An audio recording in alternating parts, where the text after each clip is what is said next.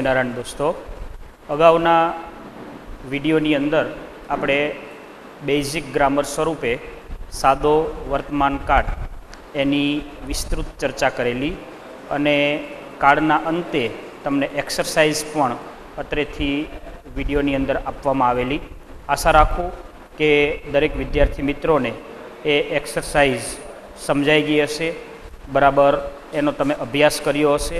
હવે આગળ એ જ ટૉપિકને આગળ વધારતા અન્ય એક નવા જ કાળની આપણે આજે શરૂઆત કરવા જઈ રહ્યા છીએ, જેનું નામ છે the simple past tense. Simple જેને આપણે ગુજરાતીમાં કેવું હોય તો ગુજરાતીમાં કહી શકાય સાદો. પાસ્ટ જેને ગુજરાતીમાં કેવું હોય તો ભૂત, અને ટેન્સ જેને ગુજરાતીમાં કહી શકાય કાળ. ધ સિમ્પલ પાસ્ટ ટેન્સ મતલબ કે સાદો ભૂતકાળ. હવે સૌથી પહેલાં એની વ્યાખ્યાની આપણે ચર્ચા કરીએ કે ભાઈ સાદો ભૂતકાળ વાક્યમાં વપરાઈ ગયો હોય તો એની વ્યાખ્યા શું? તો કે હું એની વ્યાખ્યા અહીંયા લખું છું કે સાદો ભૂતકાળની વ્યાખ્યા શું, એની ડેફિનેશન શું? તો એની ડેફિનેશન આવી છે કે ભૂતકાળમાં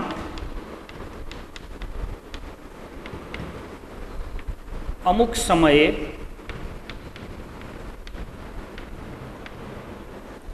પૂર્ણ થઈ ગયેલી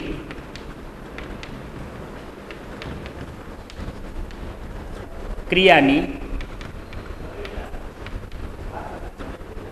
માહિતી મેળવવા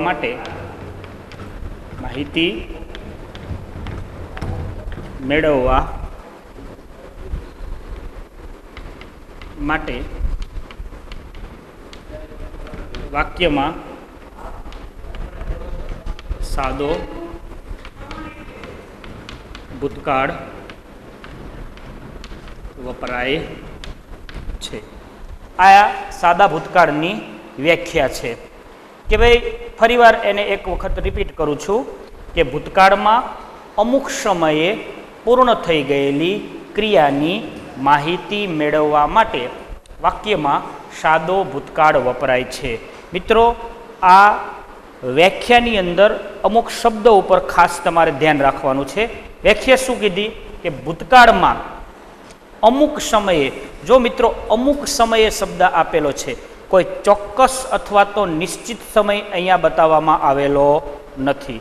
અમુક સમયે જે ક્રિયા પૂર્ણ થઈ ગઈ છે એ અમુક સમયે પૂર્ણ થઈ ગયેલી ક્રિયા છે એની માહિતી મેળવવા માટે થઈ અને આપેલા વાક્યની અંદર સાદો ભૂતકાળ વપરાય છે. દાખલા તરીકે હું તમને ગુજરાતીની અંદર ઉદાહરણ આપું તો એવું કહી શકાય કે આજે વહેલી સવારે મેં નિત્ય પૂજા કરી હતી. તો પ્રશ્ન થાય કે નિત્ય પૂજાની ક્રિયા ક્યારે કરેલી? તો કે આજે વહેલી સવારે, મતલબ કે ક્રિયા ફિનિશ થઈ ગઈ છે, પૂર્ણ થઈ ગઈ છે. ગઈકાલે સાંજે અમે ક્રિકેટ રમ્યા હતા. તો કે ક્રિકેટ રમવાની ક્રિયા ક્યારે પૂરી થઈ ગઈ? તો કે ગઈકાલે સાંજે. આગળ ઉદાહરણ લઈએ. એકવાર મેં માઉન્ટ આબુની મુલાકાત લીધેલી. તો કે માઉન્ટ આબુની મુલાકાત ક્યારે લીધેલી? એકવાર, ચોક્કસ સમય આપવામાં આવેલો નથી. આગળ ઉદાહરણ લઈએ કે પ્રાચીન સમયમાં રાજા અકબર દિલ્હી પર રાજ્ય કરતો હતો. તો કે અકબર ક્યારે દિલ્હી ઉપર રાજ્ય કરતો હતો? તો કે પ્રાચીન સમયમાં, અમુક સમયે પહેલાં. ત્યારબાદ ઉદાહરણ લેવું હોય તો કે ગઈકાલે રાત્રે મેં ટીવી સિરિયલ જોઈ હતી. તો મિત્રો, આ બધા સાદા ભૂતકાળના ગુજરાતી ઉદાહરણ છે. હવે આ તમામ ઉદાહરણ તરફ તમે ધ્યાનથી નિરીક્ષણ કરશો તો એમાં ખબર પડશે કે આની અંદર બતાવેલી તમામે તમામ ક્રિયા એ ભૂતકાળમાં બની ચૂકેલી છે, મતલબ કે પૂર્ણ થઈ ગઈ છે. એમાં પછી નિત્ય પૂજા કરી હોય તો ભલે, માઉન્ટ આબુની મુલાકાત લીધેલી હોય તો પણ ભલે, ગઈકાલે સાંજે ક્રિકેટ રમ્યા હોય તો ભલે, મતલબ કે ભૂતકાળમાં અમુક સમયે એ તમામે તમામ ક્રિયાઓ પૂર્ણ થઈ ગઈ છે, ફિનિશ થઈ ગઈ છે. એટલા માટે એ વાક્યની અંદર સાદો ભૂતકાળ વપરાઈ ગયો છે એવું આપણે ચોક્કસપણે નક્કી કરી શકીએ. તો વ્યાખ્યા હતી શું, ફરી એકવાર લઈ લઉં કે ભૂતકાળમાં અમુક સમયે પૂર્ણ થઈ ગયેલી ક્રિયાની માહિતી મેળવવા માટે વાક્યમાં સાદો ભૂતકાળ વપરાય છે. હવે તરત આગળનો મુદ્દો આપણો થાય કે સાહેબ વાક્યની અંદર સાદો ભૂતકાળ વપરાઈ ગયો હોય તો મને અને તમને ખબર કેમ પડે કે આ વાક્યનો આ કાળ સાદો ભૂતકાળ છે? તો કે એની ઓળખ અથવા તો નિશાની માટેના શબ્દો હોય. વાક્યની અંદર એવી ઓળખો હોય અથવા તો એવી નિશાની હોય જેના આધારે હું અને તમે એવું નક્કી કરી શકીએ કે આપેલા વાક્યનો કાળ સાદો ભૂતકાળ છે. તો કે એવા કયા શબ્દો છે? હું અહીંયા નોંધ કરું છું કે ભૂતકાળની ઓળખ અથવા તો નિશાની માટેના શબ્દો. તો કે એવા કયા શબ્દો છે? તો કે સૌથી પહેલો શબ્દ આવે છે યસ્ટરડે. યસ્ટરડે શબ્દ સાદો ભૂતકાળ બતાવે, જેનો ગુજરાતી અર્થ થાય ગઈ કાલે. એનો સિમિલર વર્ડ્સ છે, એટલે કે એના જેવો જ શબ્દ છે, એને કહી શકાય લાસ્ટ ડે. હવે તમે લાસ્ટ ડે બોલો તો પણ એ અને યસ્ટરડે બોલો તો પણ બંને શબ્દ સેમ જ છે, મતલબ યસ્ટરડે લાસ્ટ ડે. વળી આપણા મગજમાં પ્રશ્ન થાય કે ડેની અંદર કયા ડેનો સમાવેશ થાય? તો વીકના તમામ ડે, મતલબ કે અહીંયા ડેની જગ્યાએ લાસ્ટ સન્ડે હોઈ શકે, મંડે, ટ્યુઝડે, વેડન્સડે, થર્સડે, ફ્રાઈડે, સેટરડે, તમામે તમામ દિવસોનો પણ તમે આની અંદર સમાવેશ કરી શકો છો. ત્યારબાદ આગળ જઈએ, લાસ્ટ નાઇટ, ગઈકાલે રાત્રે. ત્યારબાદ લાસ્ટ વીક, ગયા અઠવાડિયે. ત્યારબાદ આગળ જઈએ, લાસ્ટ ઈયર, ગયા વર્ષે. લાસ્ટ ઈયર એના કરતાં એક આગળ લઈ લઈએ, લાસ્ટ મંથ. ત્યારબાદ લાસ્ટ ઈયર. ત્યારબાદ વન્સ, જેનો ગુજરાતી અર્થ થાય એકવાર. ત્યારબાદ શબ્દ છે એગો, જેનો ગુજરાતી અર્થ થાય અગાઉ. એના પછીનો શબ્દ છે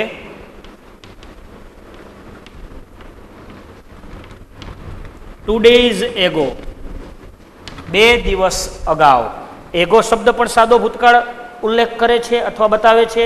ત્યારબાદ 2 ડેઝ એગો, 2 દિવસ અગાઉ, એ શબ્દ પણ વાક્યની અંદર સાદો ભૂતકાળ દર્શાવે છે. ત્યારબાદ શબ્દ છે ઇન ધ પાસ્ટ, ભૂતકાળમાં. આ શબ્દ પણ સાદો ભૂતકાળ બતાવે છે. ત્યારબાદ મિત્રો, વીતી ગયેલું કોઈ પણ વર્ષ, દાખલા તરીકે અહીંયા ઉદાહરણ તરીકે હું લખું છું 2018-2019, વીતી ગયેલા કોઈ પણ વર્ષને પણ તમે સાદા ભૂતકાળની અંદર દર્શાવી શકો છો. અને છેલ્લો શબ્દ આવે છે જે તમારા માટે નવો છે, અત્યાર સુધી તમે આ શબ્દને સાંભળ્યો નથી, ઇન ધ એન્શિયન્ટ ટાઈમ, મતલબ કે એનો ગુજરાતી અર્થ થાય પ્રાચીન સમયમાં. ઇન ધ એન્શિયન્ટ ટાઈમ, આ શબ્દ પણ સાદા ભૂતકાળની ઓળખ એટલે કે નિશાની માટે વપરાતો શબ્દ છે. ફરીવાર એના તરફ એક વખત દ્રષ્ટિ કરી લઈએ કે સાદો ભૂતકાળ વાક્યની અંદર વપરાઈ ગયો હોય તો એના ઓળખ એટલે કે નિશાની માટેના શબ્દો કયા કયા? તો કે સૌથી પહેલો શબ્દ આવશે યસ્ટરડે. ત્યારબાદ આવશે લાસ્ટ ડે, આની અંદર તમામ ડેનો સમાવેશ થઈ શકાય. Last night, last week, last month, last year. ત્યારબાદ વન્સ, એકવાર. એગો, અગાઉ. 2 ડેઝ એગો, 2 દિવસ અગાઉ. ત્યારબાદ ઇન ધ પાસ્ટ, ભૂતકાળમાં, એ શબ્દ પણ સાદો ભૂતકાળ બતાવે. ત્યારબાદ મિત્રો, વીતી ગયેલું કોઈ પણ વર્ષ, આ બાબતમાં ખાસ ખ્યાલ રાખશે દરેક મિત્રો, વીતી ગયેલા કોઈ પણ વર્ષને પણ તમે સાદા ભૂતકાળની અંદર દર્શાવી શકો છો. અને છેલ્લો શબ્દ છે ઇન ધ એન્શિયન્ટ ટાઈમ, એટલે કે પ્રાચીન સમયમાં. આ શબ્દ પણ સાદા ભૂતકાળની ઓળખ એટલે કે નિશાની માટેના શબ્દો છે. વ્યાખ્યા કરી, ઓળખ કરી. હવે એક સ્ટેપ આગળ જઈએ, એની વાક્ય રચના. તો કે સૌથી પહેલા લઈએ સાદા ભૂતકાળની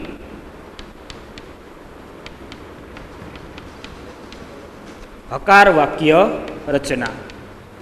સાદો ભૂતકાળ હોય અને એની હકાર વાક્ય રચના હોય તો સાદા ભૂતકાળની હકાર વાક્ય રચના કઈ રીતે બને? તો કે સાદા ભૂતકાળની હકાર વાક્ય રચનામાં સૌથી પહેલા આવે કર્તા, ત્યારબાદ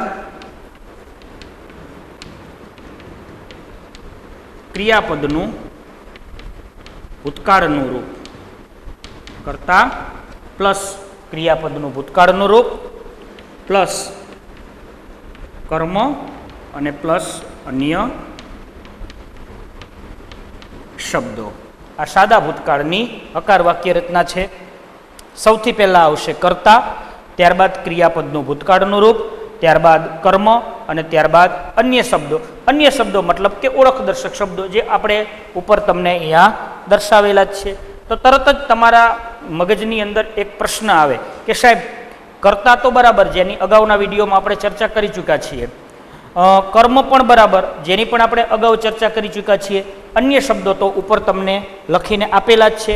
પણ પ્રશ્ન ત્યાં આવીને અટકે છે કે ક્રિયાપદનું ભૂતકાળનું રૂપ એટલે શું?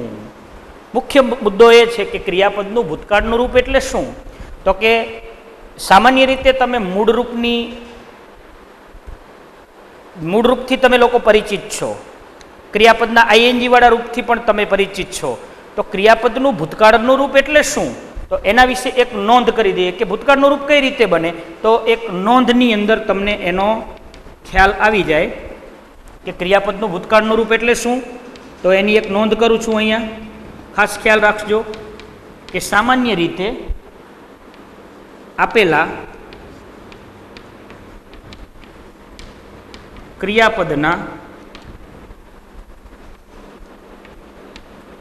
મૂળ રૂપના અંતે, સામાન્ય રીતે આપેલા ક્રિયાપદના મૂળ રૂપના અંતે ડી કે ઈડી પ્રત્યય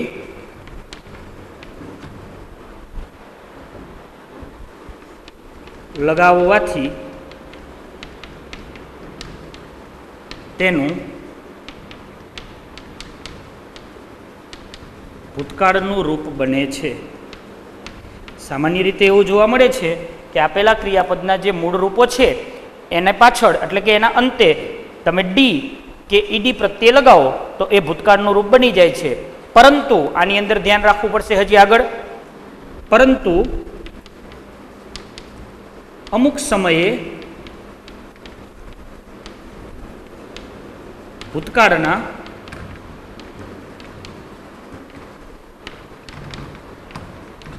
અમુક રૂપો અનિયમિત પણ હોય છે. આ વસ્તુ તમારા મગજમાં મિત્રો ખાસ હોવી પડે કે ભાઈ વ્યાખ્યા શું કીધી નોંધની અંદર? તો કે સામાન્ય રીતે એવું જોવા મળે છે કે આપેલા ક્રિયાપદના મૂળ રૂપના અંતે તમે ડી પ્રત્યય લગાવો કે ઈડી પ્રત્યય લગાવો તો એનું ભૂતકાળનું રૂપ બની જાય છે.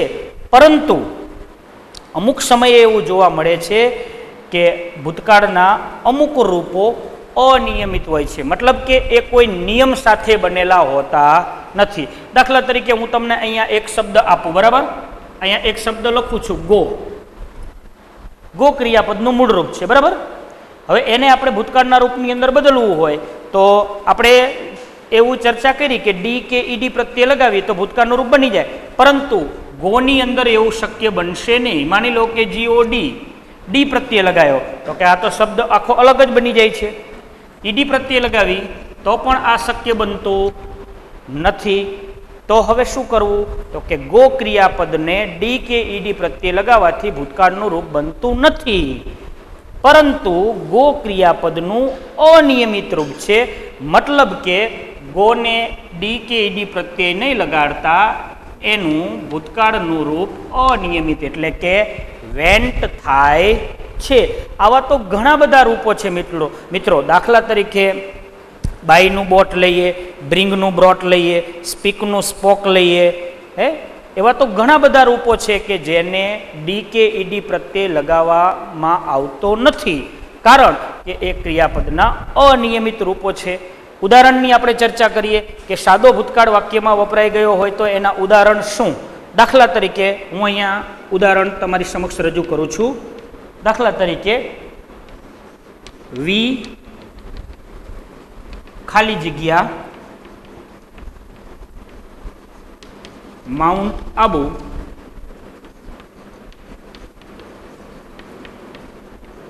લાસ્ટ યર કૌંસમાં આપેલું છે ટુ વિઝિટ, બરાબર, આ શબ્દ આપેલો છે.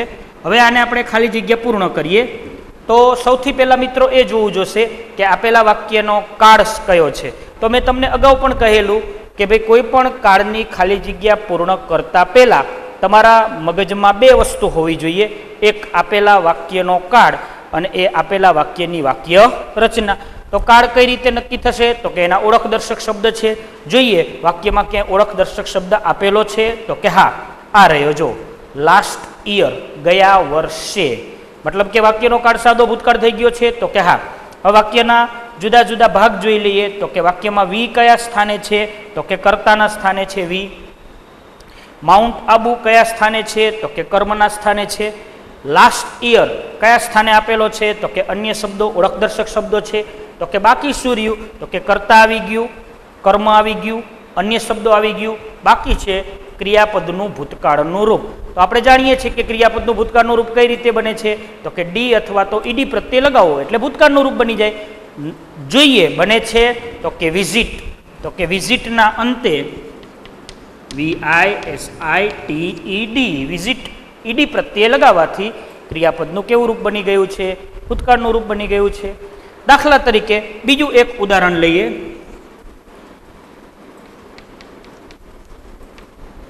માય મધર ખાલી જગ્યા ફ્રૂટ્સ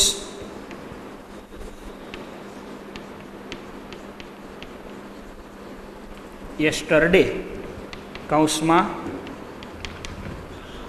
ટુ બ્રિંગ.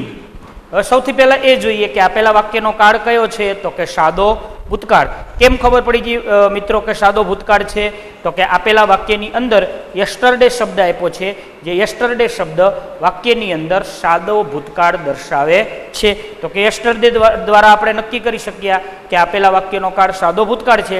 વાક્યને જુદા જુદા ભાગમાં વહેંચવું હશે તો માય મધર એ વાક્યનો કર્તા છે, ફ્રૂટ્સ એ વાક્યમાં કર્મના સ્થાને છે, યસ્ટરડે એ વાક્યમાં અન્ય શબ્દોના સ્થાને છે. તો બાકી શું રહ્યું? તો કે ક્રિયાપદનું ભૂતકાળનું રૂપ. તો કે આપણી પાસે નિયમ છે કે મૂળ રૂપના અંતે ડી કે ઈડી પ્રત્યે લગાવો તો ભૂતકાળનું રૂપ બની જાય છે. જોઈએ તો કે મૂળ રૂપ છે બ્રિંગ.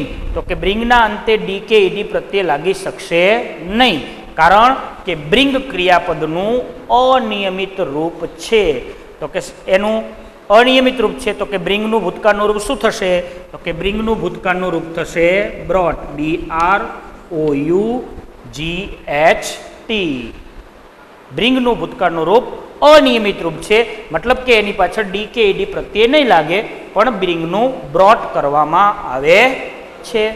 આ બંને ઉદાહરણ, એક ઉદાહરણ મેં એની અંદર એવું લીધું કે જેની અંદર ડી કે ઈડી પ્રત્યે લગાવેલો હોય છે, જ્યારે એક ઉદાહરણ આપણે એવું લીધું કે જે અનિયમિત રૂપ છે. શેને સરળ એકદમ ફરીવાર એકવાર ચર્ચા કરી લઉં છું કે ભાઈ વ્યાખ્યાથી શરૂઆત કરું કે ભૂતકાળમાં અમુક સમયે પૂર્ણ થઈ ગયેલી જે ક્રિયા છે એની માહિતી મેળવવી હશે તો વાક્યની અંદર સાદો ભૂતકાળ વપરાય છે. ઓળખ અથવા નિશાની માટેના શબ્દોની ચર્ચા કરી કે yesterday, last day, last night, last week, last month, last year, once ago, 2 days ago, in the past, વીતી ગયેલું કોઈ પણ વર્ષ. મેં અહીંયા ઉદાહરણ તરીકે આપ્યું in 2018, 2019, in the ancient time. આ બધા શબ્દો સાદા ભૂતકાળની ઓળખ એટલે કે નિશાની માટેના શબ્દો છે. ત્યારબાદ એની વાક્ય રચનાની ચર્ચા કરી કે સાદો ભૂતકાળ એની હકાર વાક્ય રચના. તો કે સાદા ભૂતકાળની હકાર વાક્ય રચનામાં સૌથી પહેલાં આવે કર્તા, ત્યારબાદ ક્રિયાપદનું ભૂતકાળનું રૂપ, ત્યારબાદ કર્મ અને ત્યારબાદ અન્ય શબ્દો. પ્રશ્ન થયો કે ક્રિયાપદનું ભૂતકાળનું રૂપ એટલે શું? તો સામાન્ય રીતે એવું જોવા મળે છે કે આપેલા ક્રિયાપદના મૂળ રૂપના અંતે તમે ડી કે ઈડી પ્રત્યે લગાવો તો ભૂતકાળનું રૂપ બની જાય છે. પરંતુ અમુક સમયે ભૂતકાળના અમુક રૂપો અનિયમિત પણ હોય છે. બંનેના એક ઉદાહરણ મેં પણ નીચે તમને લખી બતાવ્યા છે. આ વાત થઈ સાદા ભૂતકાળની હકાર વાક્ય રચના. આગળ જઈએ એક સ્ટેપ કે સાદો ભૂતકાળ હોય અને એની નકાર વાક્ય રચના હોય. તો આગળ જઈએ મિત્રો, સાદો ભૂતકાળ છે એની નકાર વાક્ય રચના. કે સાદા ભૂતકાળની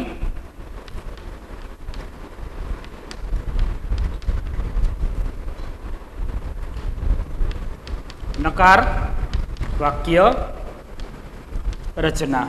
કે સાદા ભૂતકાળની નકાર વાક્ય રચનામાં ખાસ ખ્યાલ રાખજો મિત્રો, સૌથી પહેલા આવશે કર્તા, ત્યારબાદ ડીડ, ત્યારબાદ નકાર વાક્ય રચના છે એટલે નોટ, ત્યારબાદ ક્રિયાપદનું મૂળરૂપ, ત્યારબાદ કર્મ અને ત્યારબાદ અન્ય શબ્દો. આ સાદા ભૂતકાળની નકાર વાક્ય રચના છે. કે સાદો ભૂતકાળ હોય અને નકાર વાક્ય રચના હોય તો કે સાદા ભૂતકાળની નકાર વાક્ય રચનામાં સૌથી પહેલા આવે કર્તા, ત્યારબાદ ડીડ, ત્યારબાદ નકાર વાક્ય રચના છે એટલે નોટ, ત્યારબાદ ક્રિયાપદનું મૂળરૂપ, ત્યારબાદ કર્મ અને અંતે અન્ય શબ્દો. પરંતુ મિત્રો અહીંયા એક વાતની ખાસ નોંધ લઈશું કે ભાઈ ડીડ નોટ આપેલું હોય, ડીડ નોટ, તો ડીડ નોટનું ટૂંકું રૂપ ડીડન્ટ થાય છે. આ વસ્તુ આપણા મગજમાં ખ્યાલ હોવો જોઈએ કે ડીડ નોટ આપેલું હોય તો ડીડ નોટનું ટૂંકું રૂપ શું મૂકવામાં આવે છે તો કે ડીડન્ટ થાય છે. ડીડ નોટ આપેલું હોય તો એનું ટૂંકું રૂપ આપણે શું મૂકવું પડશે તો કે ડીડન્ટ મૂકવું પડશે. દાખલા તરીકે એક વાક્ય લઈએ,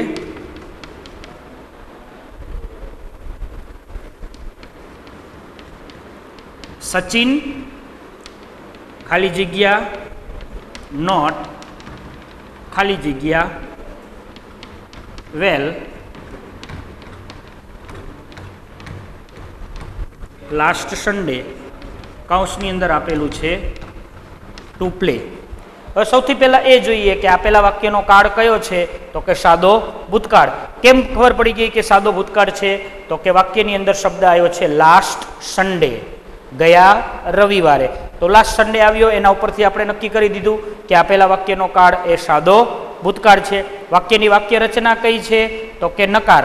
કેમ ખબર પડી ગઈ તો કે વાક્યની અંદર નોટ શબ્દ આપેલો છે જેના ઉપરથી આપણે એવું નક્કી કરી શકીએ કે વાક્યનો કાળ સાદો ભૂતકાળ, એનો નકાર વાક્ય રચના છે. એને ખાલી જગ્યા સ્વરૂપે આપેલું છે, એને આપણે ફિલઅપ એટલે કે પૂર્ણ કરીએ. તો સૌથી પહેલાં જોવાનું કે કર્તા તરીકે તો કે સચિન, નોટ આપી દીધેલું છે, લાસ્ટ વેલ લાસ્ટ સન્ડે અન્ય શબ્દો છે. બાકી શું રહ્યું તો કે બે શબ્દો બાકી રહે છે. કયા કયા તો કે એક ડીડ અને એક એની સાથે ક્રિયાપદનું મૂળરૂપ. તો આમાં તો મિત્રો અગાઉનો જે કાળ હતો એની અંદર તો નકાર વાક્ય રચનામાં બે શબ્દો આવતા હતા, ડુ કે ડઝ, બે શબ્દો આવતા હતા. તમે અગાઉના વિડીયોમાં એ જોયેલું હશે. પણ સાદા ભૂતકાળમાં થોડીક સરળતા રહેશે તમને કે તમામ કર્તાની સાથે ફરજિયાત ડીડ શબ્દ જ મૂકવાનો રહેશે. મતલબ કે તમામ કર્તાની સાથે ડીડ જ મૂકવાનું છે. અહીંયા શું મૂકીશું આપણે ડીડ. હવે અહીંયા ડીડ મૂકીએ એટલે એની સાથે હંમેશા ક્રિયાપદનું કેવું રૂપ આવે તો કે મૂળ રૂપ જ આવે. અગાઉ પણ મિત્રો આ બાબતમાં મેં ઉલ્લેખ કરેલો કે વાક્યની અંદર વાક્યની વાક્ય રચના નકાર હોય તો પણ ભલે અને પ્રશ્નાર્થ હોય તો પણ ભલે, વાક્યની અંદર ડુ, ડઝ કે ડીડ આપેલું હોય તો એની સાથે હંમેશા ક્રિયાપદનું મૂળ રૂપ જ મૂકવામાં આવે છે. આ બાબતનો ખાસ ખ્યાલ દરેક વિદ્યાર્થી મિત્રો રાખશે. આગળ જઈએ, ઉદાહરણ નવું લઈએ. દાખલા તરીકે ધે ખાલી જગ્યા નોટ ખાલી જગ્યા એપલ્સ લાસ્ટ નાઇટ કૌંસમાં ટુ ઇટ. હવે સૌથી પહેલાં એ જોઈએ કે આપેલા વાક્યનો કાળ કયો છે તો કે સાદો ભૂતકાળ. કેમ ખબર પડી ગઈ વાક્યનો કાળ સાદો ભૂતકાળ છે તો કે વાક્યની અંદર ઓળખદર્શક શબ્દ આવ્યો છે લાસ્ટ નાઇટ, ગઈકાલે રાત્રે. તો લાસ્ટ શબ્દ લાસ્ટ નાઇટ સાદો ભૂતકાળ દર્શાવે. વાક્યની વાક્ય રચના કઈ છે તો કે નકાર. કેમ ખબર પડી ગઈ કે વાક્યની વાક્ય રચના નકાર છે તો કે નોટ શબ્દ આવી ગયો જેના ઉપરથી આપણે નક્કી કરી શકીએ કે આપેલા વાક્યનો કાળ એ સાદો ભૂતકાળ નકાર વાક્ય રચના છે. હવે સૌથી પહેલાં જોઈએ કે જુદા જુદા ભાગમાં આને વેચવું હશે તો કે ધે વાક્યમાં કર્તા તરીકે છે, નોટ વાક્યની વાક્ય રચનાને નકાર બતાવે છે, એપલ્સ એ કર્મના સ્થાને છે અને લાસ્ટ નાઇટ એ અન્ય શબ્દો છે. તો બાકી શું રહે છે? તો કે ડીડ પ્લસ ક્રિયાપદનું મૂળરૂપ. તો જોઈએ, તમામ કર્તાની સાથે મેં હમણાં જ કીધું એમ શું વપરાય છે? તો કે ડીડ. હવે અહીંયા ડીડ મૂકો એટલે અહીંયા ક્રિયાપદનું કેવું રૂપ મૂકવાનું? તો કે મૂળરૂપ જ મૂકવામાં આવે છે. અન્ય એક ઉદાહરણ લઈએ. આઈ ખાલી જગ્યા નોટ ખાલી જગ્યા